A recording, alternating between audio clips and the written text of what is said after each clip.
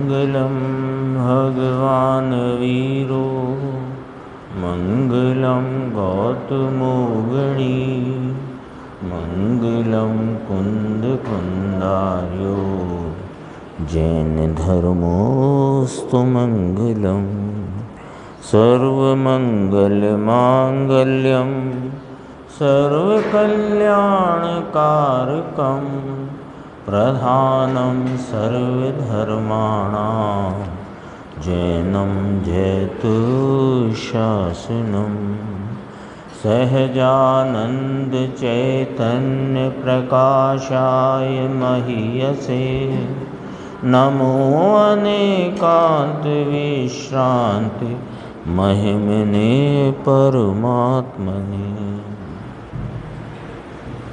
आचार्य कुंद देव द्वारा रचित ये जो पंचास्तिकाय संग्रह नाम का ग्रंथ, इसकी 8वीं गाथा है, जिसकी स्वाध्याय हम पूज्य गुरुदेव श्री द्वारा जो स्पष्टीकरण 1969 के प्रवचनों में आया है उसके आधार से चलती है। इसमें सत्ता की सिद्धि की गई इस गाथा में, और वह सत्ता सप्रतिपक्ष है, यह विषय यहाँ पर लिया है। इसमें 5वां वाला बोल अपना आज अपन इस पे स्वाध्याय करते हैं, पेज नंबर 283। कि प्रतिनिश्चित एक एक रूप वाली सत्ताओं द्वारा ही वस्तुओं का प्रतिनिश्चित एक एक रूप होता है। जीव अपने स्वरूप से प्रतिनिश्चित है, ज्ञान दर्शन आनंद स्वरूप। उद्गल अपने स्पर्श रस गंध वर्ण स्वरूप से प्रतिनिश्चित है। धर्मास्तिकाय अपने गति हेतुत्व से प्रतिनिश्चित है। इस प्रकार सबके अपने अपने रूप वाली सत्ता है। जीव की चैतन्य सत्ता, उद्गल की अचेतन सत्ता, धर्मास्तिकाय आदि की अचेतन सत्ता, तो सबकी अपनी अपनी प्रतिनिश्चित अपना अपना स्वरूप सत्ता है। उसके द्वारा वस्तुएं जितने जगत के अनंत पदार्थ हैं उनका अपना अपना प्रतिनिश्चित रूप होता है। ये रूप आया, पहले कहा था कि जो महासत्ता सविश्व रूप है वही सत्ता अवान्तर सत्ता की अपेक्षा एक एक रूप है। विश्व रूप अर्थात सब रूप, तो सब होकर सब माने सब होकर सब विश्वरूप एक सत्ता नहीं। संग्रह नय से जो एक महासत्ता है वह उसमें सर्व द्रव्यों का, सर्व पदार्थों का रूप है, क्योंकि संग्रह नय से लिया ना। तो अब वो जो सब होकर सब एक महासत्ता कही, उसमें जो प्रत्येक द्रव्य के अपने अपने रूप वाली स्वरूप सत्ता, अवान्तर सत्ता, उसमें एक एक रूप है, वह एक रूप है। विश्व रूप की अपेक्षा से एक रूप असत्ता है। विश्व रूप को सत्ता कहा तो प्रतिनिश्चित अपने अपने रूप वाली जो अवान्तर सत्ता है वो एक रूप है, तो वो असत्ता है। ये प्रतिपक्षपना। और एक सत्ता की अपेक्षा से विश्व रूप जो पना है वो असत्ता है। अर्थात जो सामान्य विशेषात्मक सत्ता, सामान्य अर्थात महासत्ता, विशेष अर्थात अवान्तर सत्ता, सब होकर सत्ता है ना। वो गुरुदेव ने अपने को दे दिया इसमें सूत्र संग्रह ने से है। सब होकर सत्ता ऐसी महासत्ता रूप होने से सब विश्व रूप है, सब समस्त रूप। उस महासत्ता जो संग्रह ने से सर्व सत्ताओं के सादृश्य को सूचित करती, उसमें जीव, पुद्गल, धर्म आकाश काल स्वरूपता वाले सब द्रव्यों की सत्ता का रूप है, तो वो सविश्व रूप हुई। लेकिन अवान्तर सत्ता की अपेक्षा वह एक एक रूप है, अपने अपने रूप है। सब समस्त रूप, विश्व अर्थात समस्त रूप है। तो इसका खुलासा कर देते हैं। वही जो महासत्ता, वही यहाँ कही हुई अवान्तर सत्ता रूप भी है। वही सत्ता जो संग्रह नय से एक महासत्ता कही गई, वही अवान्तर सत्ता रूप भी है, माने अपने अपने स्वरूप अस्तित्व को सूचित करती सत्ता भी वही है। तो वही यहाँ कही हुई अवान्तर सत्ता रूप भी होने से एक रूप भी है, जो सविश्व रूप भी है वही एक रूप भी है। ये प्रतिपक्षपना है दोनों का। महासत्ता के अंतर्भेद में एक एक द्रव्य है, वह एक रूप भी है, एक यह अलग और एक रूप अलग। एक महासत्ता सादृश्य अस्तित्व स्वरूप वह विश्वरूप, एक सत्ता विश्वरूप, और ये अनेक अवान्तर सत्ता अपने अपने रूप। ऐसे तो एक यह वह महासत्ता को लागू पड़ता है और एक रूप अवान्तर सत्ता को लागू। वहाँ एक संख्या एक रखी, संग्रहण से सर्वस्वरूप अस्तित्व के सादृश्य स्वभाव, सादृश्य भाव, सादृश्य अस्तित्व को बताती हुई सूचित करती एक सत्ता सविश्वरूप, और जो स्वरूप अस्तित्व वाली एक सत्ता वो अपने अपने रूप, वो अनेक हैं, वो एक नहीं, वो एक अनेक, वो अनेक हैं, वो एक रूप है, और जो एक है वो सविश्व रूप है।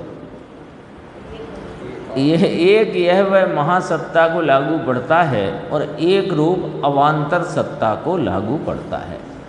इसके बाद छठवां बोल है 284 पेज देखो। अब छठवां, प्रत्येक पर्याय में स्थित व्यक्तिगत भिन्न भिन्न सत्ताओं द्वारा ही प्रतिनिश्चित एक एक पर्यायों का अनंतपना होता है। एक द्रव्य है आत्मा, अभी द्रव्य पे घटत करेंगे, फिर उसी को महासत्ता पे देखना। एक द्रव्य है आत्मा, उसकी अनंत पर्याय, तो वह अनंत पर्याय स्वरूप एक द्रव्य, उसे महासत्ता कहा। और उसकी पर्याय में जो भाव भिन्नता के अंतर्भेद हैं वे अनंत हैं, तो वो अपेक्षा से वह उसका अंतर्भेद अवान्तर पर्याय रूप भाव, वो एक को अनंत पर्याय, एक द्रव्य को अनंत पर्याय कहना, एक द्रव्य की अनंत पर्याय कहना। एक भगवान आत्मा, उसके अनंत गुण। अब ऐसे कहा एक द्रव्य है महासत्ता, उसको द्रव्य को महासत्ता लो, तो उन गुण के अंतर्भेद की अपेक्षा से अवान्तर सत्ता, अवान्तर सत्ता एक शब्द, वही सत्ता है, वही सत्ता है। अब गुण की एक समय की अनंत गुण की अनंत पर्याय प्रत्येक जीव में है।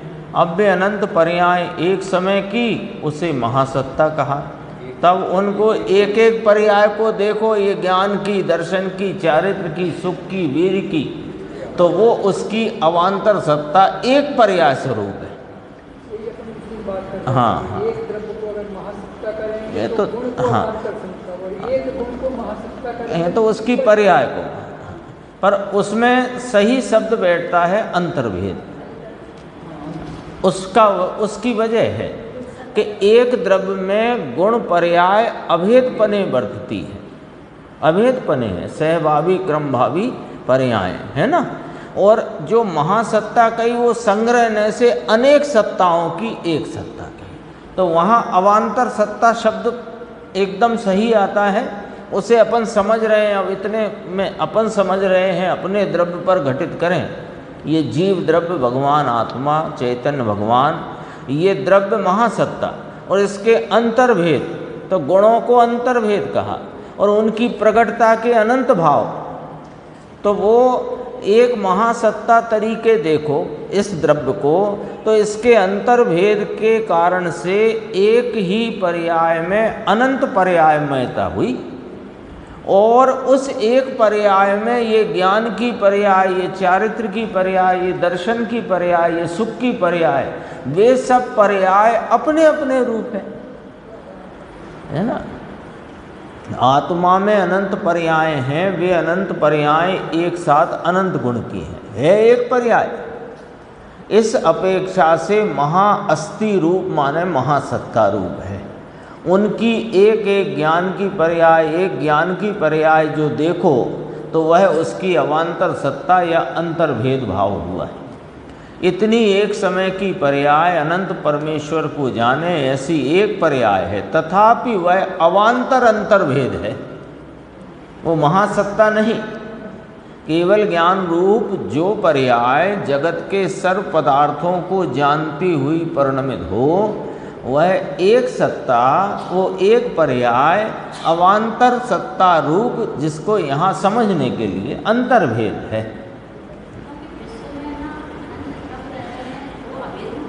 हाँ, वो भेद रूप है, इसलिए वहाँ महासत्ता संग्रह से अनंत द्रव्यों की सब सत हैं। वहाँ पॉइंट ये जो बात, ये चर्चा किस आधार से खड़ी हुई कि जगत में सब सतरूप हैं, तो सब सतरूप हैं तो सबका सतपना देखो, तो सबका सतपना, सब सत, ये भी सत, जीव सत, पुद्गल सत, धर्मास्ति अधर्मास्ति, आकाश काल सब सत, तो वो महासत्ता।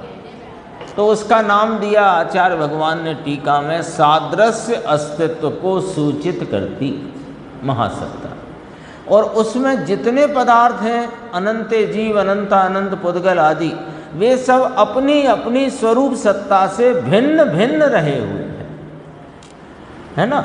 अब अपन यहाँ कहेंगे गुण भी भिन्न भिन्न रहे हैं, तो गुण भिन्न भिन्न भाव भिन्नता से रहे हैं, लेकिन वे अभेद पने रहे हैं वस्तु, क्योंकि अनंत गुणों का अनंत गुणात्मक एक अभेद आश्रय स्वरूप जो भाव है वो द्रव्य है, और उसके आश्रित जो अनंत गुण हैं, जो उसके प्रदेशों से अपृथक रूप रहे हैं, वे गुण हैं।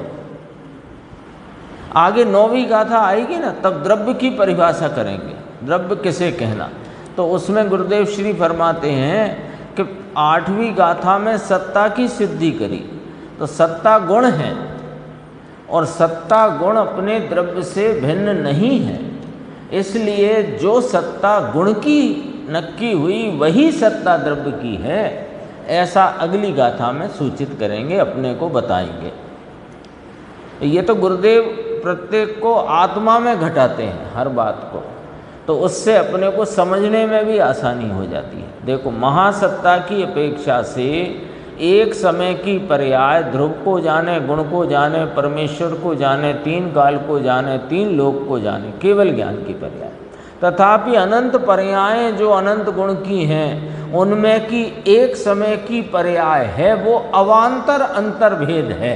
महासत्ता तो वह आत्मा वस्तु है, वह अवान्तर सत्ता है, तो अनंत पर्याय हैं ऐसा नहीं है।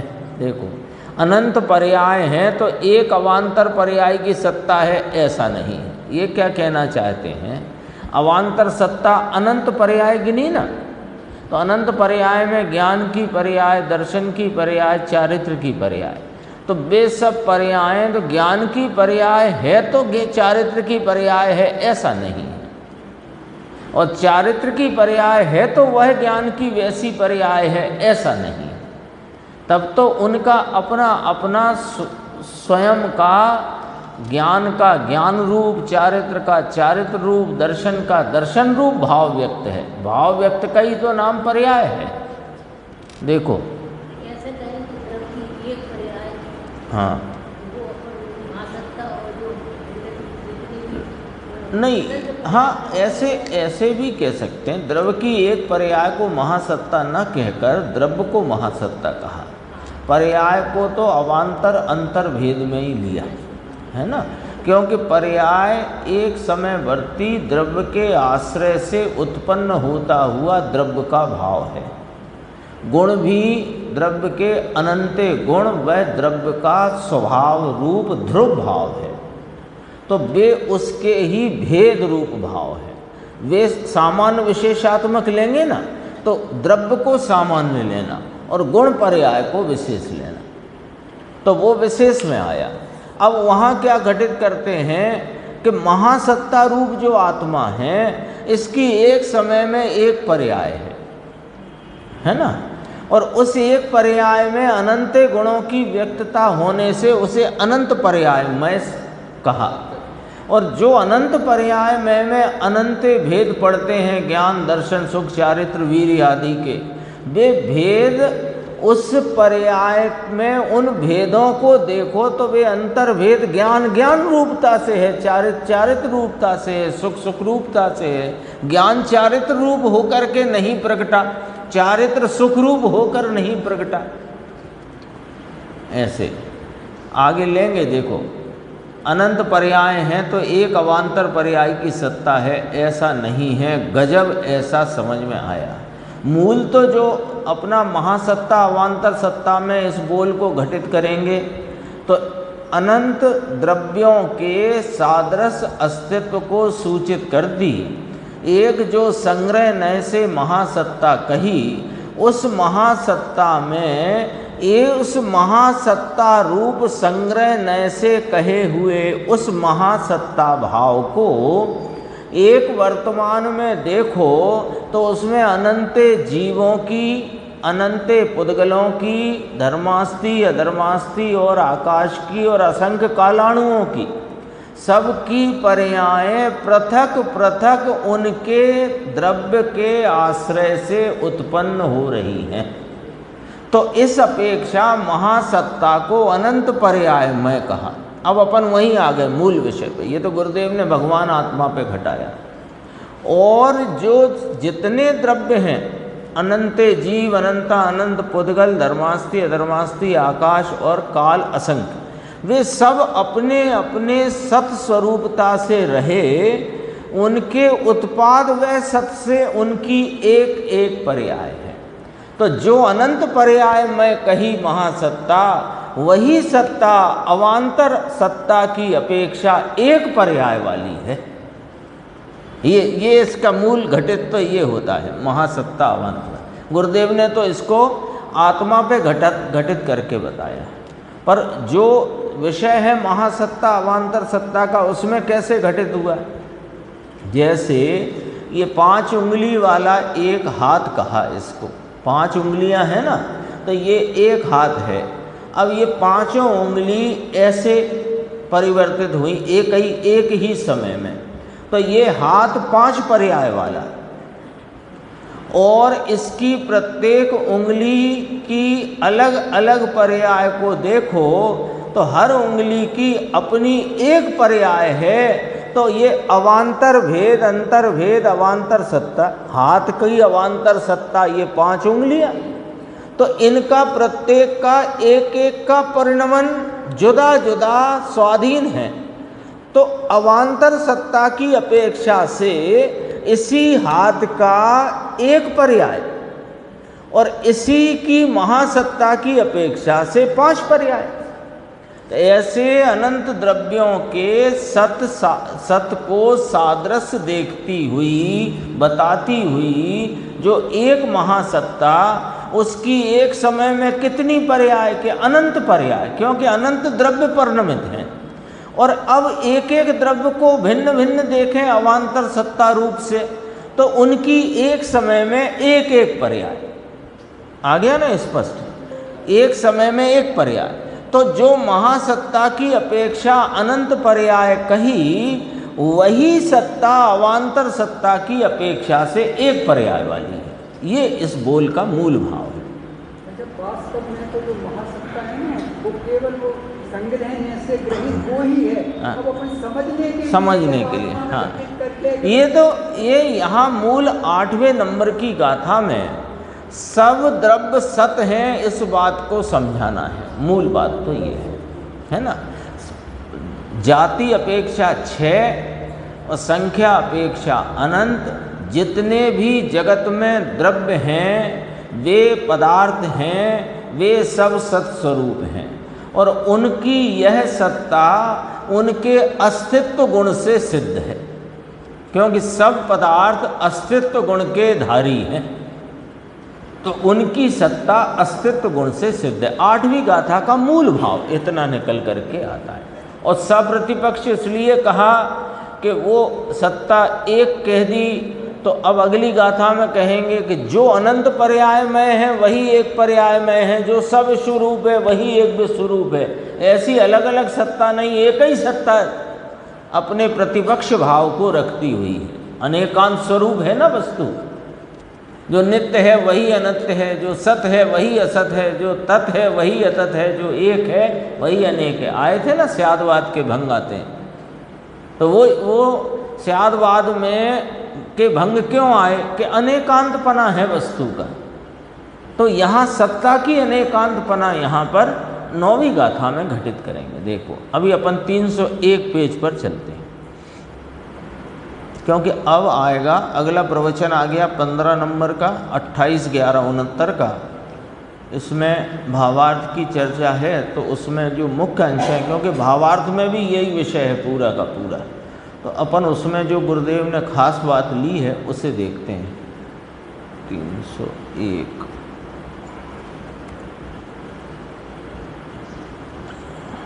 ये देखो, ये इसका अब फाइनल आता है सारांश। अर्थात जो सामान्य विशेषात्मक सत्ता महासत्ता रूप होने से अनंत पर्यायमय है, वही ये यहाँ पर जोर है, इसको ख्याल में लेना है कि जो सामान्य विशेषात्मक सत्ता, सामान्य पने महासत्ता, विशेषात्मक पने अवान्तर सत्ता, है ना। सादृश अस्तित्व को सूचित करती सामान्य सत्ता, अवान्तर सत्ता को, स्वरूप अस्तित्व को सूचित करती अवान्तर सत्ता।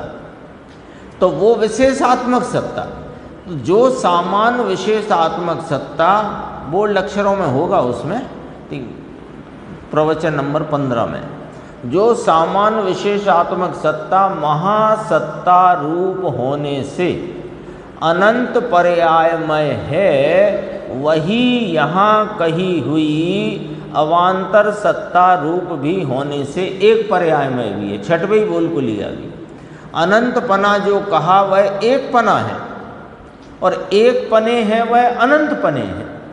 अनंत में एक का अभाव और एक में अनंत का अभाव, ये प्रतिपक्ष पना। एक में अनंत का अभाव माने जो स्वरूप सत्ता से रहा हुआ जगत का प्रत्येक चेतन अचेतन पदार्थ सत्स्वरूप, उसकी जो पर्याय है वो एक वर्तमान में एक है।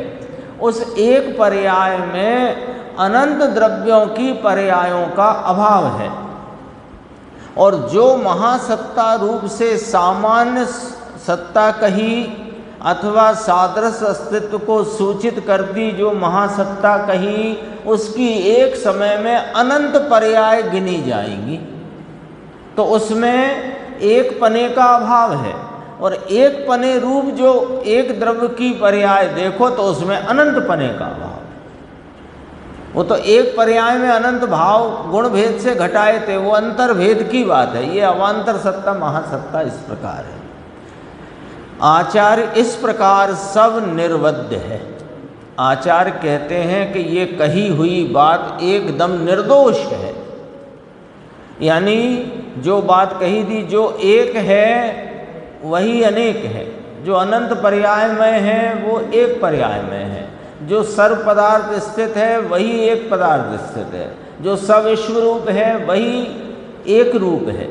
इस प्रकार आए थे ना, जिनमें जो सत्ता है वही असत्ता है, जो त्रिलक्षणपना है उसी वही अत्रिलक्षणपना है। ये घटित हो गए ना 6 बोल अलग अलग। तो कहा ऊपर कहा हुआ सर्वस्वरूप, ये 6 बोलों से अवान्तर सत्ता का प्रतिपक्षपना वहाँ पर घटित किया।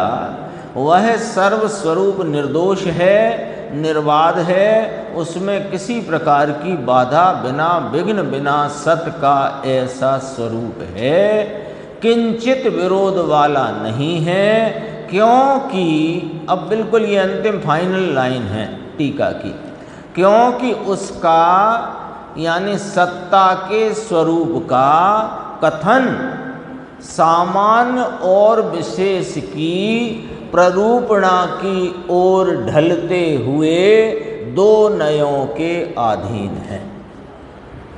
ये समझना है बस बात, अपन पहले भी चर्चा कर चुके हैं। क्योंकि अब यहाँ से पकड़ो, सत्ता के स्वरूप का कथन, एक महासत्ता जो संग्रह नय से कही, वह कोई स्वतंत्र सत्ता पूरी है ऐसा नहीं है। वो तो जगत के अनंत चेतन अचेतन पदार्थों के सबके सत का सादृश्य स्वरूप भाव एक महासत्ता कही, ठीक है। तो वो उसका सामान्य स्वरूप घटित किया और उसका विशेष स्वरूप क्या कहा कि जितने जगत के पदार्थ हैं वे स्वयं अपने सत्स्वरूपता से हैं। ये हुई महासत्ता अवान्तर सत्ता।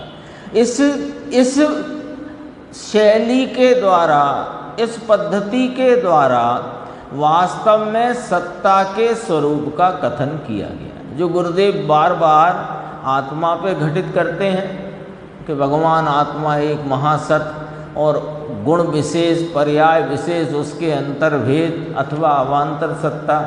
तो दरअसल में यहाँ पर सत्ता का स्वरूप ही नक्की कराया गया है। तो उसको इतना फैला करके ये शैली, ये पद्धति आचार्य भगवान कुंद देव ने ली कि जितने जगत के पदार्थ हैं, इसमें पॉइंट बनेंगे जो ध्यान रखना कि जगत में जितने पदार्थ हैं चेतन अचेतन वे सत स्वरूप हैं, वे सब सत्ता वाले अस्थि रूप पदार्थ हैं। तो उनकी सबकी अस्थि सिद्ध करी, सबकी अस्थि सिद्ध करी। फिर वो जो अस्थि है उनकी, उसमें उनका उत्पाद व द्रव्यपना त्रिलक्षणपना है, ये नक्की कराया था कि नहीं कराया।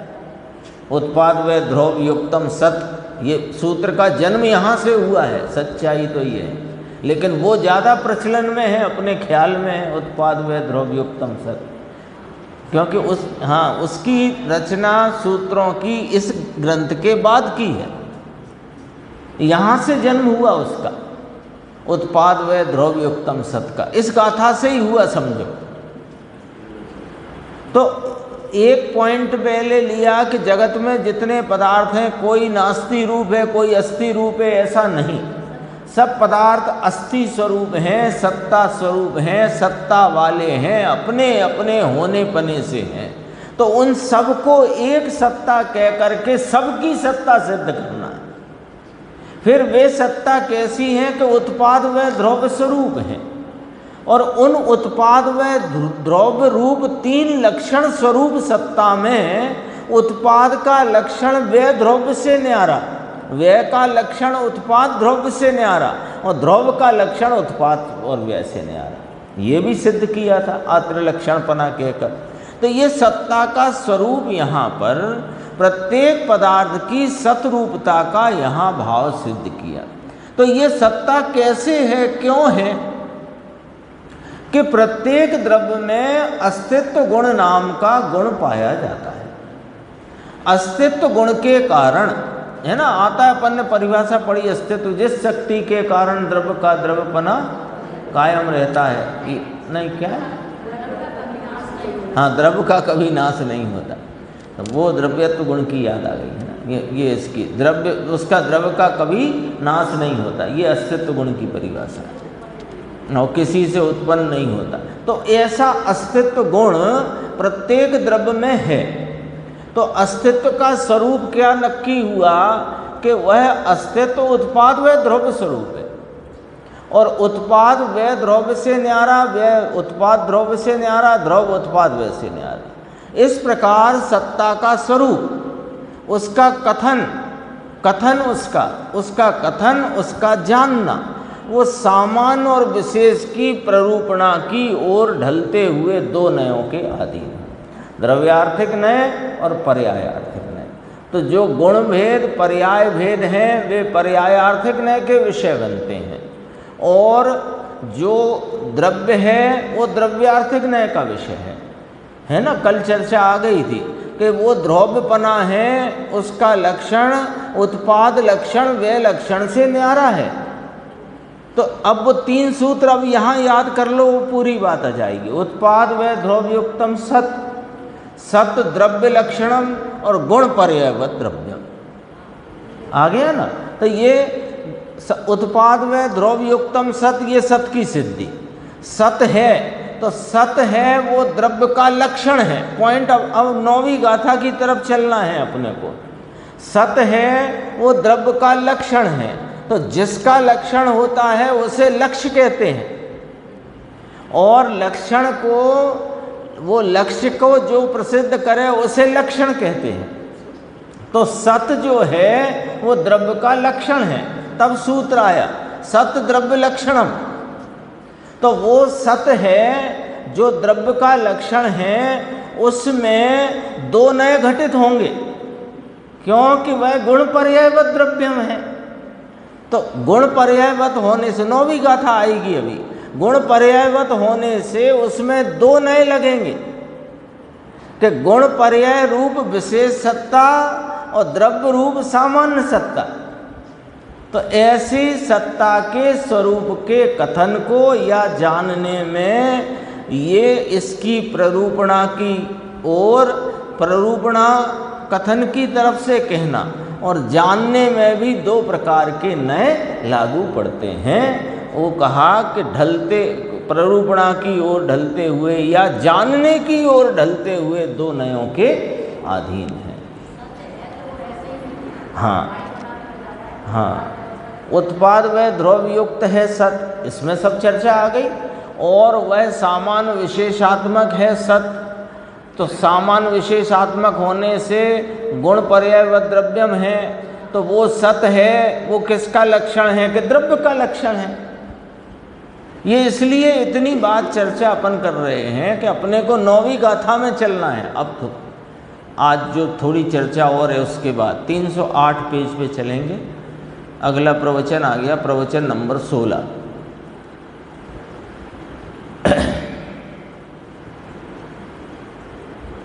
देखो, ये जरा गुरुदेव ने मोक्ष पाहुड़ की 31वीं गाथा की चर्चा यहाँ ली है, अपन उसका भी थोड़ा लाभ लेके चलेंगे। जो कोई जीव, वो चर्चा थी वो अपनी समझो हो गई है, थोड़ी चर्चा और आगे आएगी, उसे भी अपन देखेंगे। अभी जरा ये विषय इस प्रकार आया है वो देखते हैं। जो कोई जीव पुण्य पाप के जो विकल्प परिणति में उत्पन्न हो रहे हैं उनमें सोता है। सोता है का अर्थ वे विकल्प मेरे नहीं, मैं तो ज्ञानानंद हूँ, वह जागृत है। तो वह स्वरूप में जागता है और व्यवहार में सोता है। ये गाथा आती है ना, उसी की चर्चा है। हाँ, निश्चय से व्यवहार में सोता है, निश्चय में जागता है। वह जगा सो जगा, वह सत है। एक जगह गुरुदेव ने कहा कि माँ होती है ना, तो माँ बच्चे को लोरी सुनाती है सुलाने के लिए है ना, जो लौकिक में माँ है। और लोरी सुनाती है तो क्या कहती है, बच्चे को गधा कह के थोड़ी सुलाती है, मेरा राजा बेटा है, मेरा सुंदर बेटा है, ऐसे करके उसे लोरी गा के सुलाती है। यहाँ जिनवाणी माँ हमको हमारे ही भावों का महिमा गान करके, हमारे ही इस वैभव को दिखा करके हमें जागाती है, जागृत करती है।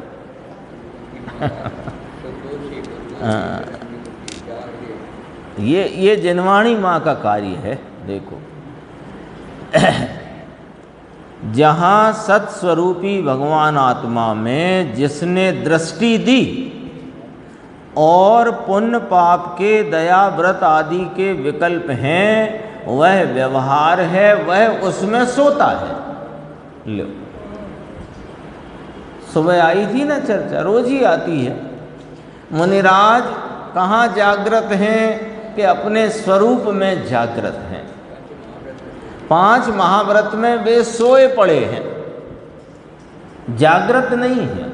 वो तो चरणानी योग उस प्रकार की शैली में कथन करता है, वह उपदेशात्मक शैली है कि अतिचार ना लगने देना, अनाचार ना होने देना, ऐसी मुनिराज को प्रति समय विवेक वर्तता है। ये चरणान योग की शैली कहती है। वास्तविकता अंतरंग की तो ये है कि वे उन सब विकल्पों के प्रति सोए पड़े हैं, अपने चैतन्य भगवान के प्रति निरंतर जागृत हैं, निरंतर। अरे जब उन विकल्पों की वृत्ति में भी पड़ गए, आ गए हों वे विकल्प, और विकल्पों की वृत्ति में भी वह वृत्ति विकल्प की थोड़ी जो चलती, थोड़ी ही चलती है, तो वो थोड़ी चलती में भी जागृत स्वरूप में रहते हैं, उसे छोड़ना चाहते हैं। कब? तुरंत। क्योंकि उसका भी नियम है कि 7वें गुण स्थान में जितना समय व्यतीत किया उसके दुगने से अधिक यदि विकल्प रूप 6वें गुण स्थान में समय अवधि व्यतीत हो जाए तो मुनिपना छूट जाए, नियम है। उसके आधार पर गुरुदेव कहते हैं पौनी सेकंड की नींद, वो गुरुदेव ने निकाली है सिद्धांत ग्रंथों में से वो बात। पौनी सेकंड की निद्रा है मुनिराज को। वो तो निद्रा कहीं बाहर की अवस्था से, अंतरंग परिणति तो जागी पड़ी हुई है, निरंतर जागृत है वो लोग। यहाँ तो आ गया ना, जहाँ सत्स्वरूपी भगवान आत्मा में दृष्टि दी जिसने, और पुण्य पाप के दया व्रत आदि के विकल्प हैं, वो व्यवहार हैं, उसमें वह सोता है।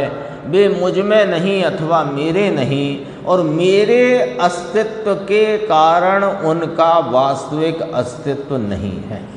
देखो ये सत्ता की गाथा है ना, सत्स्वरूप की विवेचना वाली। तो ये कहा मेरी जो चैतन्य सत्ता है, उस सत्ता से इन रागादि विकल्पों की सत्ता नहीं है, असत्ता है।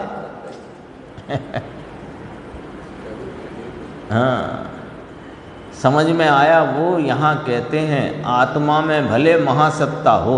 देखो अब आत्मा को महासत्ता लेना, हाँ अपनी सत्ता का भाव नहीं। 3 बोल आ जाते हैं गुरुदेव के, इनमें सदा काल साथ रहते नहीं, चैतन्य का नूर नहीं, और मैं स्वयं को देखता हूँ तो वहाँ दिखाई देते नहीं। ये सूत्र हैं गुरुदेव के, ये तो याद रख लो। ये क्या काम आने वाले हैं कि जब अपन अपने तत्व निर्णय के लिए विचार श्रृंखला में आते हैं तो अपने चित्त में उठती हुई आशंकाओं का समाधान इन सूत्रों से होता चला जाता है। द्रव्य पर्याय के की भिन्नता के सूत्र, रागादि और आत्म स्वभाव की भिन्नता के सूत्र, पर द्रव्य से अपने द्रव्य की भिन्नता के सूत्र, सब तो दे दिए हैं गुरुदेव। देखो आत्मा को महासत्ता कहा, भले महासत्ता हो, उत्पाद नई अवस्था का होना, पुरानी का जाना, ध्रुव का रहना, सत्ता का एक स्वरूप उत्पाद व ध्रुव, परंतु एक एक एक एक स्वरूप है। लो, उत्पाद अपने उत्पाद स्वरूप है, और पूर्व पर्याय का व्यय व्यय स्वरूप है, और ध्रुव जो रहा हुआ है अनादि अनंत वो ध्रुव स्वरूप है। वो ध्रुव स्वरूप उत्पाद में नहीं आता, और व्यय उत्पाद में नहीं आता, और व्यय है और उत्पाद है वो व्यय में जाता नहीं, ध्रुव में जाता नहीं। जो गुरुदेव कह देते ना पर्याय द्रव्य में जाती नहीं, द्रव्य में पर्याय। कभी अलिंगरण का बोल बताते हैं 19वां 18-19, और कभी व्यक्ताव्यक्त के बोल बताते हैं उसी गाथा के समय सार के 49 गाथा के। वो सब इसी पर से बताते हैं, सिद्धि है यहाँ पर हैं? नहीं, अब पता नहीं है, स्पष्ट नहीं है ये वाली। पहला कोई प्रवचन सार को भी पहला कहता है, समय सार बाद का ग्रंथ है, उसके बाद का नियम सार ग्रंथ है, इतना ख्याल में है। हाँ, पहले या तो पंचास्तिका है, या तो प्रवचन सार है, अथवा के अष्टबाहुड़ है, ख्याल में नहीं है बराबर, और ना कहीं जानने में आई वो बात। इतनी बात एक जगह से जानने में आई थी कि समय सार की का जो रचना है वो उनकी 90 वर्ष की आयु के आसपास उनने लिखी। तब उनकी आयु 90 के आसपास की थी। 95 रही उनकी आयु, 93 या 95 वर्ष आयु। देखो, एक स्वरूप है। इसका अर्थ उत्पाद स्वरूप है, व्यय स्वरूप है, द्रव्य स्वरूप है, और सब एक सत्ता का विस्तार है। उसका उठा माने जो ध्रुव स्वभाव की दृष्टि हुई, तो जो जागृत सम्यक दर्शन हुआ, तो अनादि की मोह निद्रा से उठा।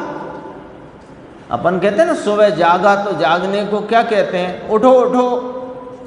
तो उठो माने सो मत। तो कहाँ सोया पड़ा है ये जीव अनादि से? मोह निद्रा में। तो मोह निद्रा से जागृत हुआ, तो अपने स्वरूप की दृष्टि दी, तो उस स्वरूप की दृष्टि में जागृत भाव उत्पन्न हुआ, उसका नाम सम्यक दर्शन है। सम्यक दर्शन माने जाग गया, मोह निद्रा से जाग गया। सत्स्वरूप महाप्रभु का आश्रय लेकर जो उत्पाद हुआ, वह उत्पाद के आश्रय से है और ध्रुव के आश्रय से नहीं है। ये प्रश्न चलने वाले हैं कल परसों में अपने ज्ञान गोष्ठी के। पर्याय द्रव्य के आश्रय से नहीं उत्पन्न होती।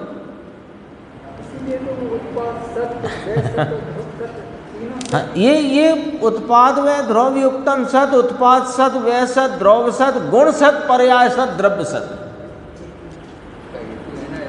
ये सूत्र है भैया।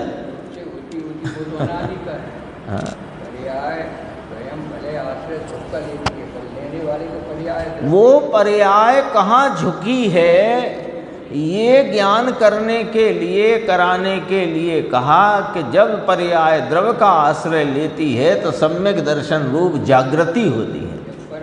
लेकिन सम्यक दर्शन रूप जागृति का उत्पाद से है, मिथ्यात्व के वैसे भी नहीं और इस ध्रुव स्वभाव द्रव्य से भी नहीं। उस सुबह पढ़ेंगे अपन चर्चा, कल आएगी 553 554 नंबर का प्रश्न है। वो उस पर्याय की स्वतंत्रता जिसने नक्की नहीं कर पाई, वो द्रव्य की स्वतंत्रता नक्की कर नहीं सकता। ये वस्तु व्यवस्था का नियम है। देखो, उत्पाद के आश्रय से है, ध्रुव के आश्रय से नहीं, ऐसा कहते हैं। और राग था इसलिए सम्यक दर्शन का, राग था उसका व्यय हुआ इसलिए सम्यक दर्शन हुआ, ऐसा नहीं है। लोग कहते हैं ना भाई, हम ऐसा करते करते अंदर अध्यात्म में चले जाएंगे, अपने सत में चले जाएंगे। सत है ना, ध्रुव सत। दृष्टि का विषय कौन है? ध्रुव सत, ध्रुव सत। तो हम ये व्यवहार करते करते, ये दया दान पूजा अथवा स्वाध्याय करते करते उसमें चले जाएंगे। तो कहते हैं असत रूप से रहकर सत में जाया जाएगा क्या? तेरे ध्रुव सत्ता से उत्पाद सत्ता, व्यय सत्ता न्यारी है। भले वो एक ही सत्ता का विस्तार है, लेकिन उसके लक्षण न्यारे हैं। 8वीं गाथा में सिद्ध कर दिया है आचार्य अमृतचंद्र भगवान ने अपनी टीका में। उत्पाद लक्षण, व्यय लक्षण, द्रव्य लक्षण से भिन्न सिद्ध किया कि नहीं? तब फिर करके सिद्ध करके आत्र लक्षणपना सिद्ध किया। बोलो,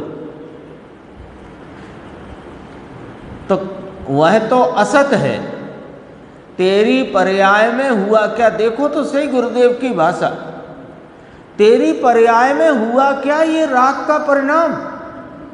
तो साहिब हमारी पर्याय में होता है ना, तो तुम्हारी पर्याय में जो राग का परिणाम है वो इस चैतन्य की पर्याय ही नहीं जाओ। क्यों? कि उस पर्याय में उपजे हुए राग में चेतनता का नूर नहीं, तो चेतन की पर्याय नहीं। हाँ, ये अध्यात्म की बातें समझने के लिए थोड़ा उसका एंगल पकड़कर और शौर्य की जरूरत है। राग मेरी ही पर्याय में होता है। आप कहते आए हो, आचार्य भगवंत कहते आए हैं, अरे तेरी पर्याय में होता है, लेकिन इतना तो बताओ, तेरी पर्याय में होने पर भी तेरे चैतन्य स्वभाव का उसमें अंश है क्या? नहीं है तो जाओ, तुम्हारी पर्याय में नहीं है, क्योंकि वो तुम्हारी पर्याय नहीं है। क्या न्याय है देखो। ये अपन ने इसके पहले परमार्थ वचनिका की स्वाध्याय करी, उसमें अध्यात्म पद्धति और आगम पद्धति के द्वारा पंडित बनारसी दास जी ने बहुत समझो गजब का स्पष्टीकरण किया, और उसका फिर गुरुदेव ने दोहन किया, और फिर अपन ने उस बात को अपने चित्त में लिया है। तो अब ये बात अपने को ज़्यादा मुश्किल नहीं लगेंगी। गुरुदेव बहुत याद करते हैं, जब भी अध्यात्म की गहराई की बात करते हैं तो याद करते हैं परमार्थ वचनिका में पंडित बनारसी दास जी ने, हाँ, वहाँ तो निश्चय माने निष्क्रिय द्रव्य को निश्चय कहा है। अरे निश्चय रत्नत्रय की निर्मल पवित्र पर्याय को व्यवहार कह दिया है। देखो, ये व्रत किए, ये उपवास किए, 1 महीने के उपवास किए, चलो उसमें तेरी पर्याय में क्या हुआ? वो तो आहार नहीं आने वाला था, वह तो उसकी पर्याय थी। तेरी पर्याय में क्या हुआ? नया क्या हुआ? इसने ऐसा कहा, मुझे यह खाना नहीं, ऐसी राग की मंदता का नहीं खाने का विकल्प किया, इतनी उत्पत्ति उस पर्याय राग के विकल्प की हुई। अब इसमें धर्म कहाँ से आया, सो बता दो। इस विकल्प के काल में भी स्वभाव का ज्ञान होकर राग का ज्ञान करता है। राग का ज्ञान अन्यथा हो नहीं सकता।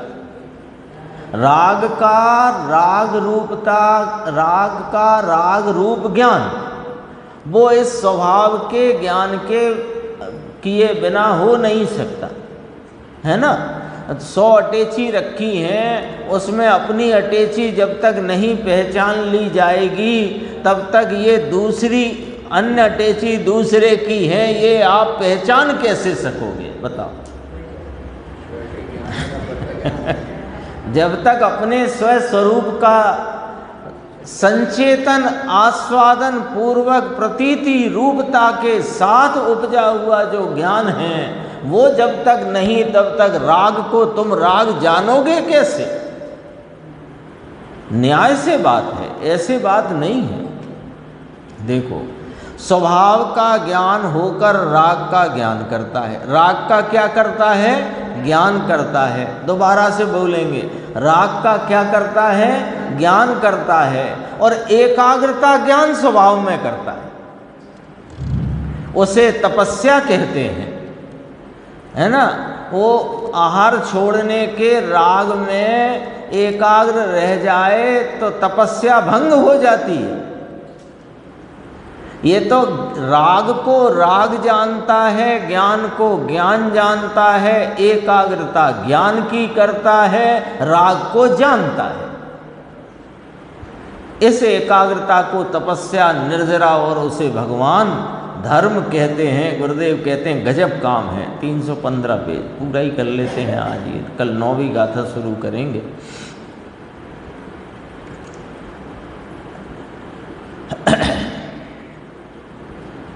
अरे कहाँ गया?